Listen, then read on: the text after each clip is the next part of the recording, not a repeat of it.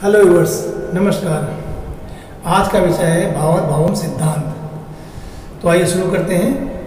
भावार्थ भावम संस्कृत का शब्द है जिसका अर्थ होता है भाव से भाव तक, भाव से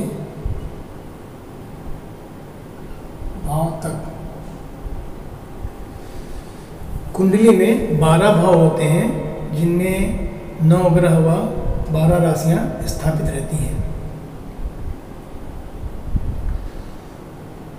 विभिन्न फलों का विचार हम इन्हीं 12 भावों से करते हैं। इन भावों के विषय में भावार्थ भावम सिद्धांत में यह बताया गया है कि किसी भी फल का विचार हम जिस भाव संख्या से कर रहे हैं उस भाव संख्या से उतनी ही संख्या के आगे के भाव से भी उसी फल के विचार का आकलन किया जाना चाहिए। अर्थात किसी फल का विचार हम जिस भाव संख्या से कर रहे हैं उस भाव संख्या से उतनी ही संख्या के आगे के भाव से भी उसी फल के विचार का आकलन या विवेचना की जानी चाहिए। इसको हम कुंडली के प्रारूप के माध्यम से समझते हैं। ये 12 भाव हैं। प्रथम भाव, द्वितीय, तृतीय, चतुर्थ, पंचम, षष्ठम, सप्तम, अष्टम, नवम, दसम, एकादश, द्वादश। ये 12 भाव हैं। ये राशियों की संख्या नहीं, ये भाव हैं। कंफ्यूजन होना चाहिए। प्रथम भाव लग्न भाव कहलाता है।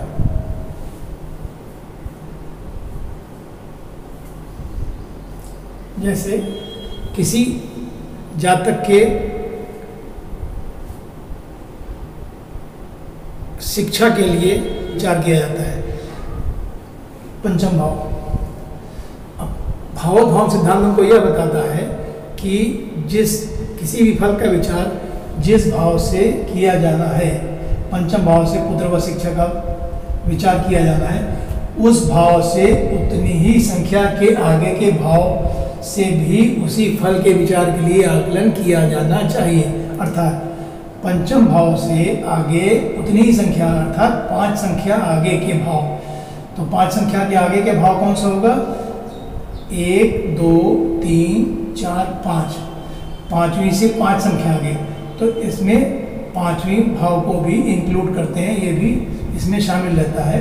तो 5वें भाव से आगे 5 संख्या, 1, 2, 3, 4 व 5। 5वीं से आगे 5वां भाव, 9वां भाव। अर्थात पंचम भाव से फल का विचार करने के साथ साथ हम 9वें भाव का भी आकलन करेंगे।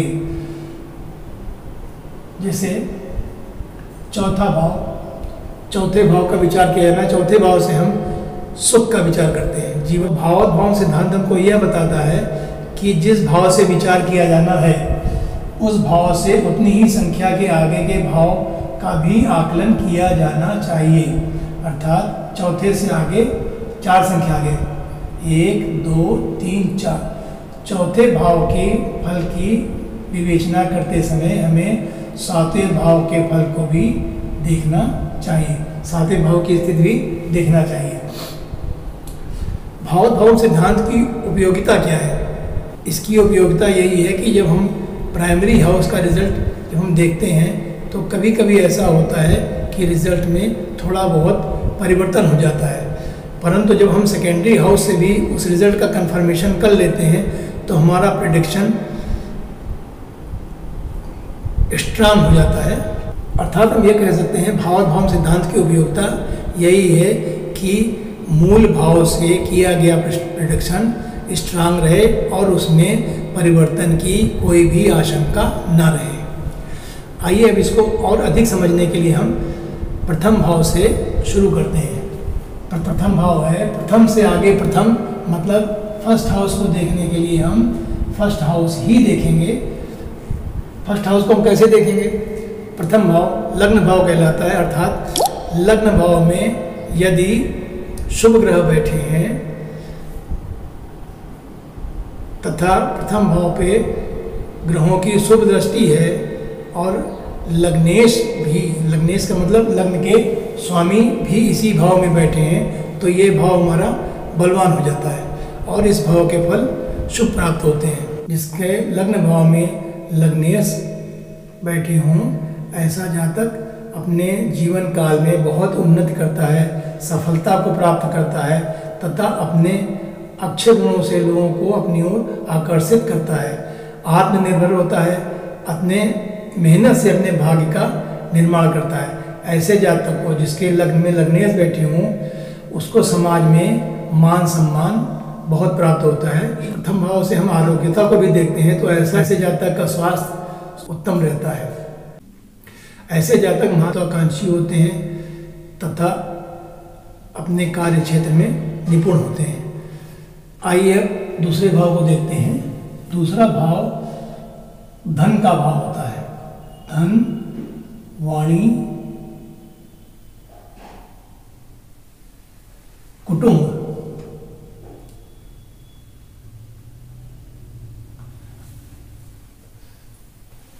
किसी भी जातक के लिए यदि हम धन भाव के फल का विचार कर रहे हैं तो उसके लिए हमें दूसरा भाव देखना होगा कि दूसरे भाव में कौन से ग्रह बैठे हैं, किन ग्रहों की दृष्टि है, क्या है। दूसरा भाव देखेंगे, दूसरे भाव के साथ साथ हम तीसरे भाव को भी देखेंगे। तीसरा भाव पराक्रम, कम्युनिकेशन स्किल, बल, छोटे भाई बहन आदि का होता है। तो दूसरे भाव को देखने के लिए हम दूसरे से दूसरा अर्थात एक दो दूसरे से दूसरा तीसरा भाव भी देखेंगे। तीसरे भाव को देखने के लिए हमें तीसरे से तीसरा, सिद्धांत के अनुसार हमें तीसरे से तीसरा भाव भी देखना पड़ेगा अर्थात 1 2 3। तीसरे भाव के फल कथन के लिए हमें तीसरे से तीसरा अर्थात पांचवें भाव के फलों पर भी दृष्टि, पांचवें भाव पर भी दृष्टि रखनी होगी कि ये भाव भी शुभ फल दे रहा है, तीसरा भाव भी बली है या निर्बल है। इसी प्रकार चौथे भाव को देखने के लिए चौथे से चौथा अर्थात 1 2 3 4, चौथे से चौथा सातवां भाव भी देखेंगे। सातवां भाव भी बली है या निर्बल है, जिससे हम चौथे भाव की प्रेडिक्शन हमारी स्ट्रांग हो सके। पांचवें भाव को देखने के लिए पांचवें से पांचवां अर्थात नवम भाव को देखेंगे। पांचवां भाव देखेंगे ही नवम भाव भी हम देखेंगे। नवम भाव यदि बलिए, नवम भाव भाग्य भाव होता है, पांचवा भाव शिक्षा आदि का होता है, तो पांचवें भाव को देखने के लिए हम भाग्य भाव भी देखेंगे। इसी प्रकार छठे भाव को देखने के लिए छठे से छठा अर्थात 11वां भाव भी देखेंगे। सातवां भाव जीवन साथी का भाव होता है। सातवें भाव को देखने के लिए हमें सातवें से सातवां अर्थात प्रथम भाव जो अपना तन भाव होता है या स्वयं का भाव होता है। अगर स्त्री की कुंडली है तो पुरुष का भाव, पुरुष कुंडली है तो स्त्री का भाव देखेंगे। इसी प्रकार आठवें भाव को देखने के लिए हम आठवें से आठवां हम अर्थात तीसरे भाव को भी देखेंगे। तीसरा भाव भी बली है या नहीं। प्रेडिक्शन से पहले हम तीसरे भाव के फलों को भी जोड़कर देखेंगे। नौवां भाव देखने के लिए हम नवम से सिद्धांत के अनुसार नवम से नौवां भाव भी देखेंगे। 1 2 3 4 5 6 7 8 9, नवम से नौवां हमारा पांचवा भाव। नौवां भाव हमारा भाग्य भाव कहलाता है। यहाँ से हम धर्म व पिता के लिए विचार करते हैं। नवम भाव को देखने के लिए हम पंचम भाव जो शिक्षा का भाव कहलाता है अर्थात पंचम भाव को देखने के लिए नवम भाव देखते हैं और नवम भाव को देखने के लिए पंचम भाव को भी देखते हैं। रहे 10वें भाव को देखने के लिए हम दसम से दसम अर्थात 7वां भाव देखते हैं। 1 2 3 4 5 6 7 8 9 10, दसम से दसम 7वां अर्थात जीवन साथी का भाव कहलाता है। ये विवाह का भाव कहलाता है, ये कर्म का भाव है और ये जीवन साथी या विवाह का भाव। और यहीं से हम छोटे मोटे व्यवसाय, छोटे मोटे रोजमर्रा की आमदनी को भी देखते हैं। तो 10वें भाव के फल पे विचार करने के लिए हम 7वें भाव के फलों पे भी विचार करें। 11वां भाव पे विचार करने के लिए हमें 11 से 11वां अर्थात 9वां भाव भी हम देखेंगे। 9वां भाव भाग्य भाव है, 11वां भाव हमारा इनकम का भाव है। 11वें भाव का स्वामी अगर 9वें भाव में बैठ जाता है तो ये बहुत ही शुभ कहलाता है और शुभ फल की प्राप्ति होती है। 12वां भाव, 12वें भाव को देखने के लिए हम 12वें से 12वां अर्थात 11वां भाव, 11वां भाव हमारा इनकम का भाव है, 12वां भाव हमारा व्यय का तथा विदेश यात्रा का भी ये भाव है। तो हम यदि विदेश यात्रा पर विचार करते हैं तो उसके लिए हमें 11वें भाव को भी देखना पड़ेगा। इस प्रकार हम देखते हैं कि भाव सिद्धांत के अनुसार किसी भी भाव को देखने के लिए उस भाव संख्या से उतनी ही संख्या के आगे के भाव पर भी विचार किया जाता है। इस प्रकार हम देखते हैं कि महर्षि पाराशर द्वारा बताए गए भावम नियम फलादेश की सटीकता या एक्यूरेसी के लिए कितने महत्वपूर्ण हैं। यदि कुंडली को थोड़ा सा और समय दिया। मारक भाव पर चर्चा अधूरी रह गई थी, आज हम लोग उसी चर्चा को पूरी करते हैं कि दूसरा भाव व 7वें भाव को मारक भाव क्यों कहते हैं।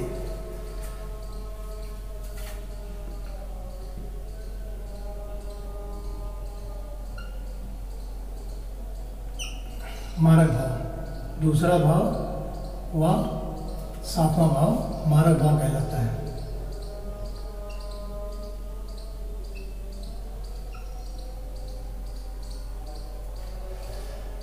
प्रथम भाव लग्न भाव कहलाता है, अर्थात प्रथम भाव में से जीवन का प्रारंभ होता है। 12वां भाव व्यय का भाव होता है, अर्थात प्रथम भाव जीवन का प्रारंभ और 12वां भाव जीवन का अंत। इस रूप में हम इसको देखते हैं। 12वां भाव व्यय का भाव होने के कारण ये अशुभ भाव कहलाता है। इसी के अनुरूप हम आगे बढ़ते हैं तो देखते हैं कि 8वें भाव की चर्चा करते हैं। 8वें भाव से हम लोग दीर्घ आयु पर विचार करते हैं, परंतु 8वें से 12वां भाव 7वां भाव होता है, अर्थात इस आयु का 7वें भाव से अंत प्रतीत होता है। इस 12वें भाव में 8वें से 12वां भाव 7वां भाव है, इसलिए हम ये कह सकते हैं कि ये भाव अशुभ भाव है और यहाँ आकर जातक की आयु का क्षय होगा, इसलिए 7वें भाव को हम मारक भाव कहते हैं। इसके अलावा 8वें भाव से दीर्घायु में विचार करने के लिए हम भावत भवम सिद्धांत के अनुसार 8वें से 8वें अर्थात तीसरे भाव से भी दीर्घायु का विचार करते हैं। परंतु यहाँ भी हम देखते हैं तीसरे भाव से दूसरा भाव जो है 12वें भाव, तीसरे भाव का 12वां भाव दूसरा भाव है, अर्थात दूसरे भाव से भी आयु का क्षय